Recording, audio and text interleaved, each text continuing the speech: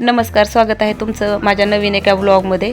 मी मागच्याच व्हिडिओजमध्ये सांगितलं होतं की प्रतिष्ठाला आपल्या आसपासच्या सर्वच धार्मिक किंवा पूर्ण म्हणजे सांस्कृतिक आणि आपल्या पर्यटन स्थळाची माहिती मी देणार आहे। अशाच एका ठिकाणी प्रतिष्ठाला आम्ही आज घेऊन गेलेलो आहोत। ते ठिकाण म्हणजे नरसोबाची वाडी।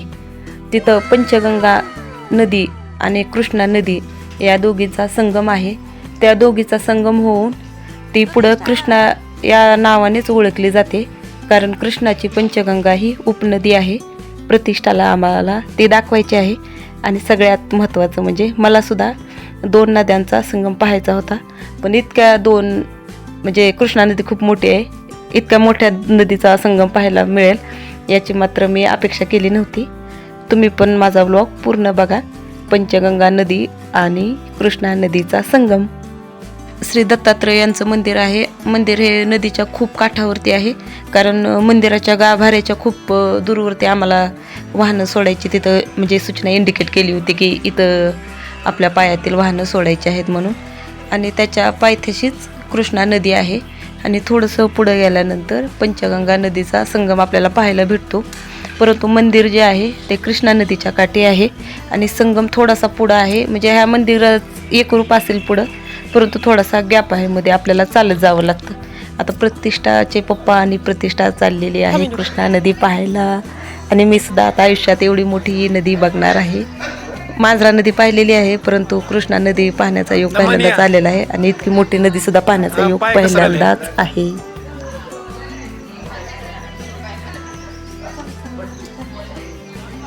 कृष्णा नदी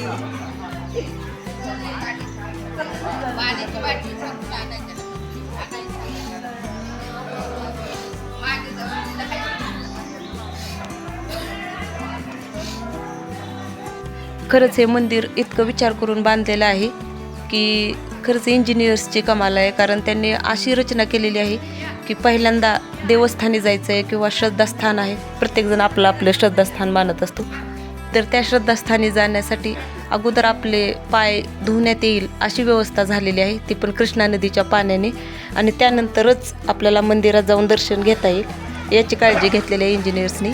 ही बघा कृष्णा नदीचं सकाळचं 6 ते 6:30 किंवा 7 वाजण्याच्या दरम्यानचं दृश्य आहे, इतकं सुंदर।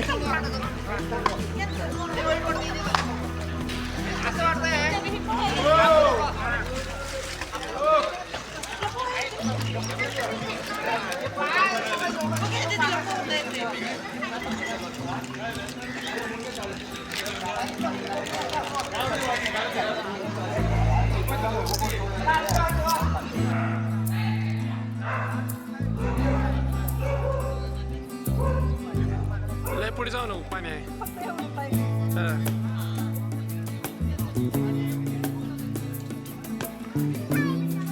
इकडे बघ, खाली जाऊ नको लय।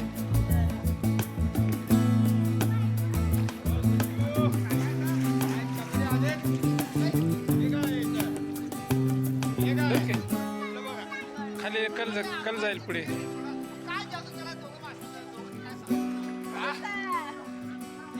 या बाहेर चला, वर या। मंत्र म्हणलं पुढे जाऊन लय।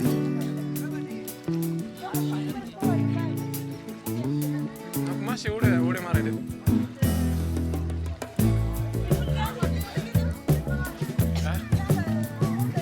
येणार आहे बाबा।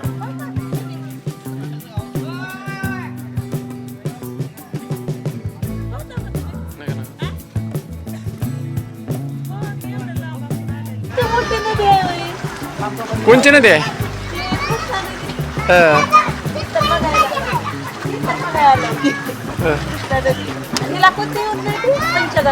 या नदीला पंचगंगा नदी ती येऊन मिळते।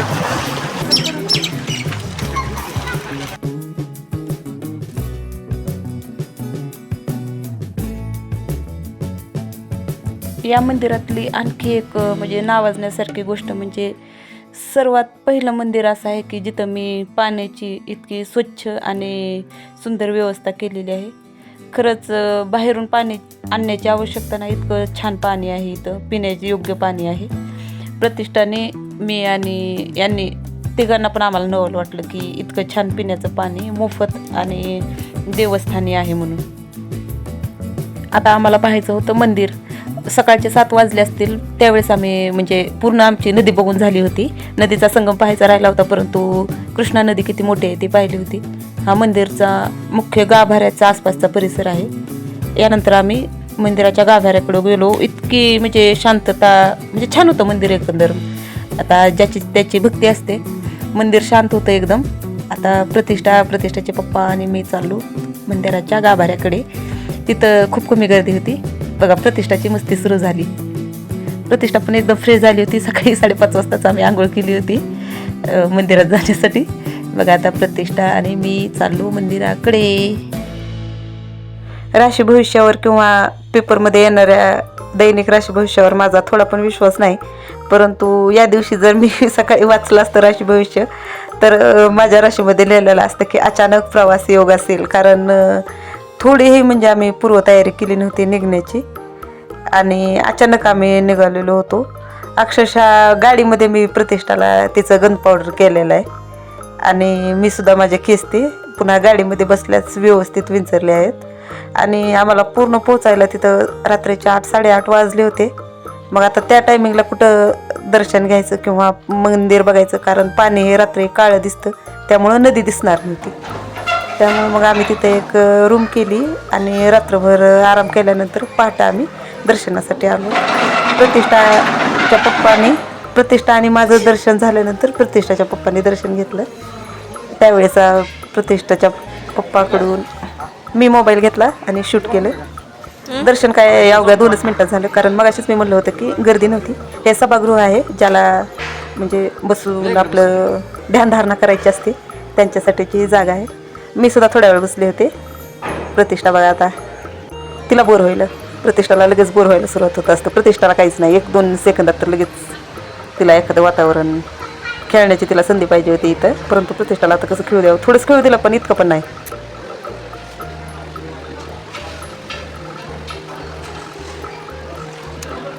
एन्जॉय.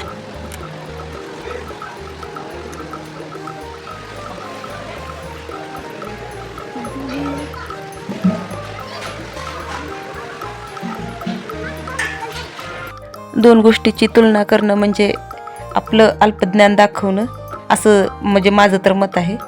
परंतु डोळस पद्धतीने जर हे मंदिर बघितलं तर इतर मंदिरापेक्षा इतकं स्वच्छ आणि सुंदर आहे की बस.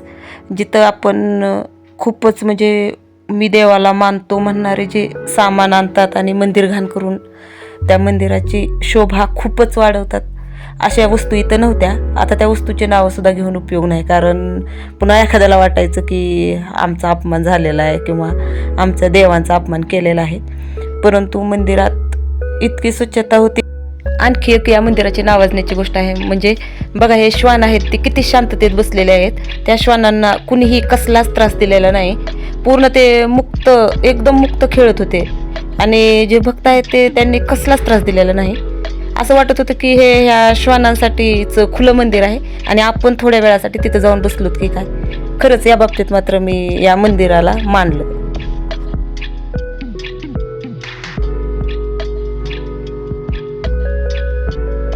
आता म्हणजे मुख्य काम, ज्यासाठी मी तरी वैयक्तिक नरसोबाच्या वाडीमध्ये दाखल झाले, तो म्हणजे कृष्णा आणि पंचगंगा नदीचा संगम बघायचा होता.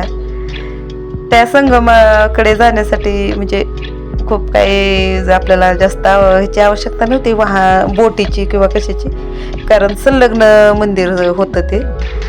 आता प्रतिष्ठाच्या पप्पाच्या आणि प्रतिष्ठाचे मम्मीचे म्हणजे माझे इथंच दोघांचे भांडण व्हायला सुरुवात झाली की नदीचा प्रवाह नेमका कुठं आहे. कारण नदी इतक्या संत गतीनं वाहत होती की नदीचा प्रवाह मला काही कळत नव्हता आणि प्रतिष्ठाचं पप्पाचं आणि माझं काही एकमत होत नव्हतं की नदी कोणत्या प्रवाहाने वाहत आहे. गुगलवर टाकल्यानंतर काय 1 मिनिटात आपल्याला कळलं असतं की नदी कोणत्या प्रवाहाने वाहत आहे किंवा नदीचा प्रवाह कोणत्या दिशेने आहे.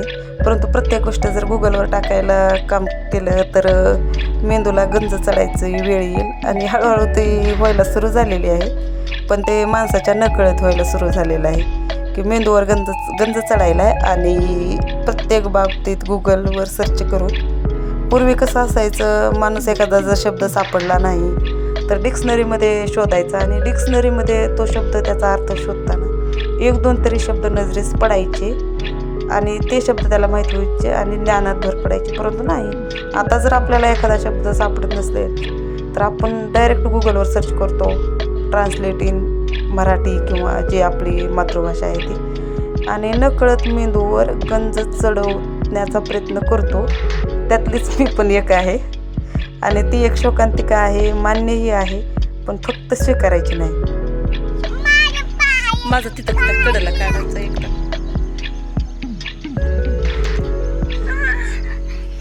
काय झालं?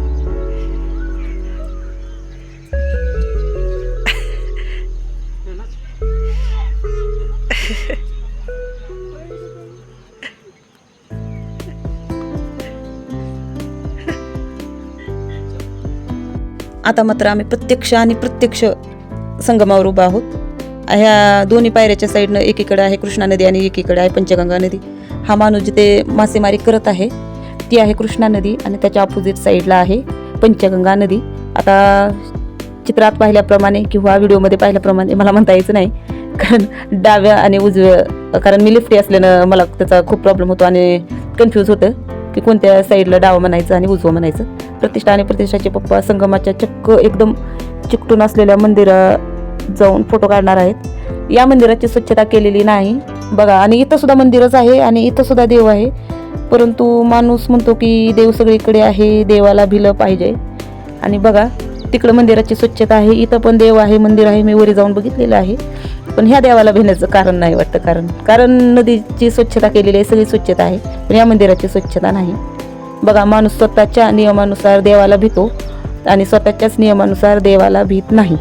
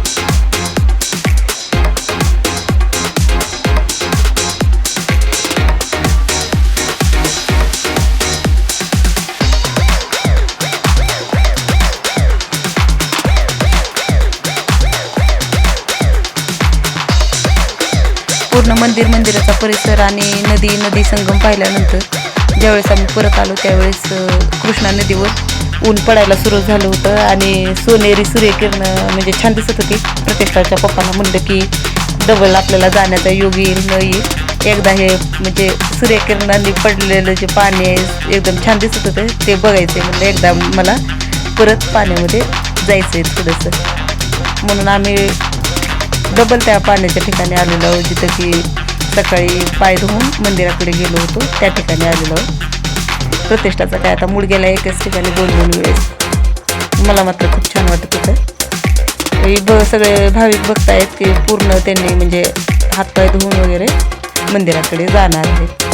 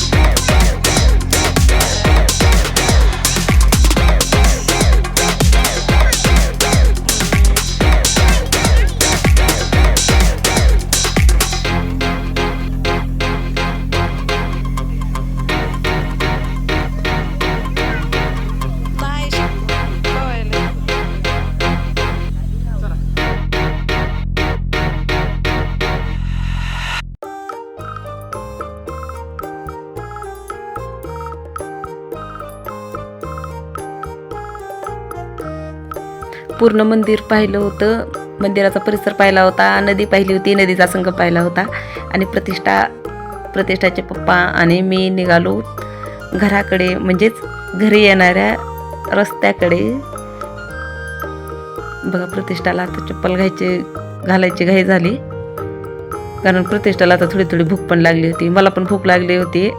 ज्या माणसांना डोळसपणे पर्यटन करण्याची आवड आहे त्या माणसांनी हे मंदिर पाहण्याचं योग्य ठरणार आहे, कारण इथली सुव्यवस्था आणि जो कायदा पाळलेला आहे तो. कारण प्रत्येक मंदिराच्या बाहेर बेकायदेशीररित्या रस्त्यावर सगळे वस्तू मांडलेल्या असतात, परंतु इथं एकही वस्तू माणसांनी बाहेर मांडलेली नाही किंवा वस्तू बाहेर आणून विकण्याचा प्रयत्न करीत नाहीत. स्वतःवर अवलंबून आहे आपण ते वस्तू घ्यायच्या किंवा नाही. खरंच मंदिर डोळसपणे पाहायची इच्छा असेल तर पाहायला हरकत नाही.